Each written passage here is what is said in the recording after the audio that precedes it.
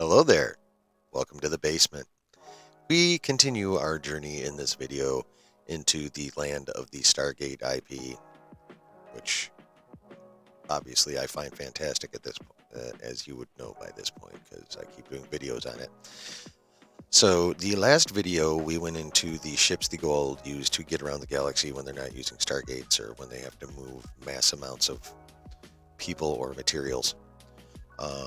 And also ships that they use in air-to-ground assaults to establish their dominance over whatever species happens to be on the planet they're attacking at that point in time. Not to mention those motherships, the Hatak, can bombard the planet's surface pretty much exactly like Star Destroyers do in Star Wars. So, very similar capabilities there. But this time, instead of their ships, I want to talk about their weapons. And this is from the Goa'uld perspective. The most important weapon a Goa'uld has is the Jaffa, the race, the slave race that they created. So we will start, as bad as it sounds, with the greatest weapon the Goa'uld have from their perspective, the Jaffa. Again, we go to gateworld.net for this.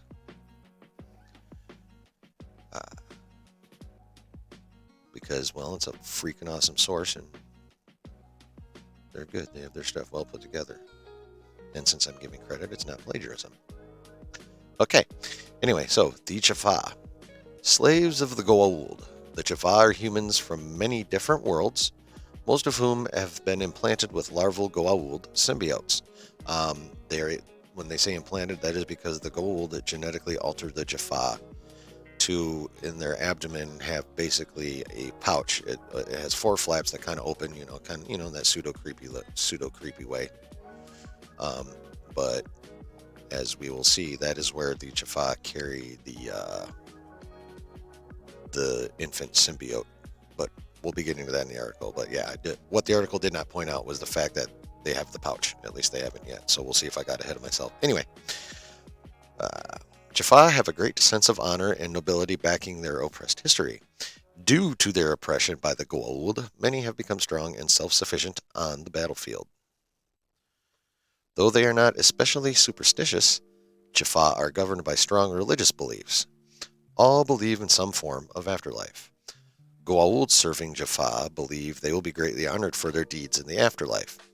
Rebel Jaffa believe their souls will be sent to Keb, far beyond Goa'uld oppression, where their Kalak will live without the Primta, the Kalak being their souls. And as I mentioned before, the Primta being the infant Goa'uld they carry around in that stomach pouch till maturity.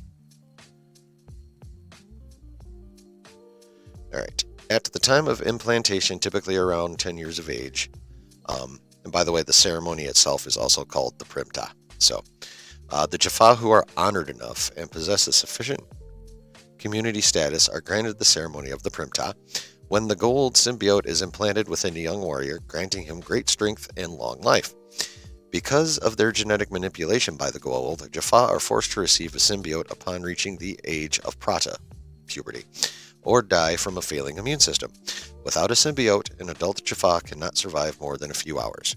Yet the symbiote, while, like I said, grants them enormous strength and longevity, they also need it in order to have any kind of immune system. But it's a badass immune system. They almost have Wolverine-like level healing abilities, at least when it comes to disease.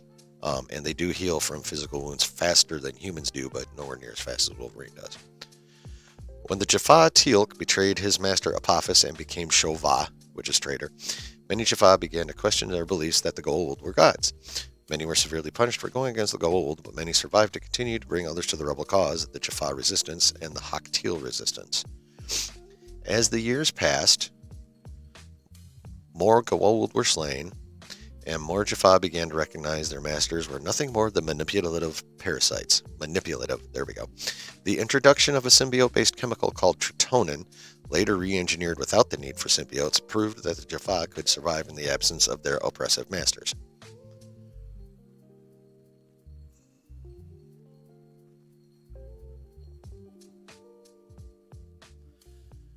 The final blow was an all-out war between the replicators.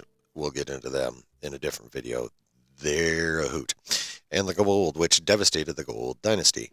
The Jaffa resistance took the opportunity to retake the temple at Dakara, a holy site where their enslavement began. That was a rude website. Why did you suddenly shift down on me like that? Not cool, bruh.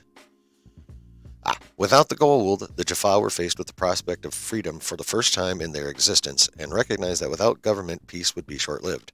Thus, the Jaffa High Council was elected. Despite meddling from the Goa'uld Baal, again, we'll get into system lords and stuff in a different video and who they are and all that kind of fun stuff, who managed to survive on Earth following the defeat of his race and the destruction of the Dakara temple by the Ori. Again, we'll get into those guys later. The Jaffa have become a thriving free society of men and women who may pursue a lifestyle away from the drums of war. But anywho, so the Jaffa, again, are humans genetically manipulated to carry the Goa'uld symbiote, the infant Goa'uld symbiote to maturity. Advantage, again, strength, long life. And when I say long life, they average around 200 years old, give or take. As long as they keep getting infant Goa'uld to replace the ones that come to maturity. But obviously, no more immune system after puberty. So yeah, they're pretty much stuck without that Tritona stuff. But again, that's quite a bit far down the road. So we will get to that in another video. But since they basically had a limitless supply of Jaffa, the Goa'uld, all of them always had a massive standing army, which was their biggest advantage, even over ships and stuff, because at some point you have to go in on the ground and clean up. And the Jaffa were very efficient at that. Not only that, but they weren't only used for dominating planets, but of course in the interfighting between Goa'uld themselves. So, a lot of Jaffa killing Jaffa on Jaffa crime happened quite a bit as well. So, but as I said, just due to the advantages that were genetically placed in them, and there it is, and the strength advantages it gave, and the fact that they had them bamboozled for like millennia, that they were actually gods, as to the point where the Jaffa served them, fanatically until death, because they thought they'd get rewarded in the afterlife from the Goa'uld. Yeah, they are the Goa'uld's greatest weapon.